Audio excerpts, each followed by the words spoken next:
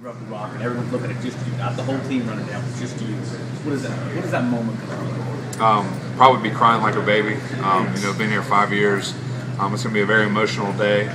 But at the end of the day, we got a football game to play. And so once we get down that hill and it's all said and done, we're going to be ready to go. But it's definitely going to be a great moment.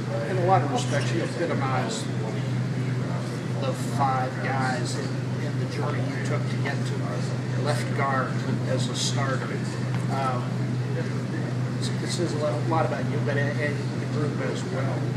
Can you characterize what those five guys or four guys do to you? Right. It's just been a long journey. Couldn't do it without them, honestly. Ryan, Joe, those guys have really helped me throughout my career, just mold me into the lineman that I am today. Very difficult process. It's something that I feel like, it takes a lifetime to be a good lineman. You constantly are learning new techniques and trying to perfect your trade. So there's no doubt that I couldn't do it without Joe Gore and Ryan Gordon. Jeff Scott said the other day that other than perhaps Deshaun's ascent, that the offensive line might be the best story about this offense. I think it's just that negative aspect that we kind of had at the beginning of the year, that we would be the low point of the team. So it's always good to have that kind of story to where they prove everyone wrong. But we're just doing our jobs every week. Coach Sweeney talked to us today about how there are 18 days left and every day counts and you got to win every day. I'm sure that's the message. The message so far this year has been 1 week at a time, one opponent at a time, one game at a time. Now he's kind of widened it out to these 3 weeks. Do you guys see the finish line too?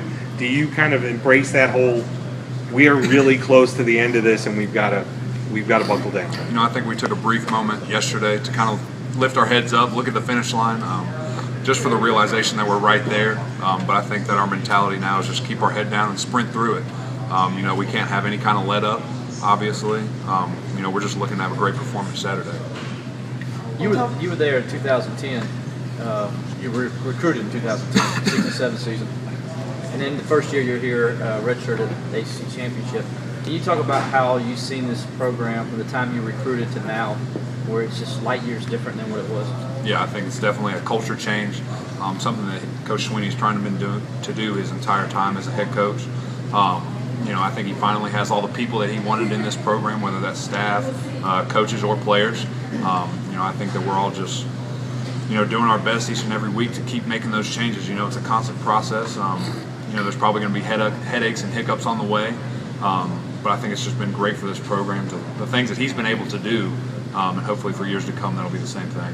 When you came here and been recruited in that 6 and 7 season, did you think you could be like this by the time you were a senior? To say that we would have 5 10-win seasons in a row, 2 11 wins a couple of years ago, maybe not, but I knew with the recruiting class that we had, the personalities, the closeness that we had, and we, had met each other maybe 2 or 3 times.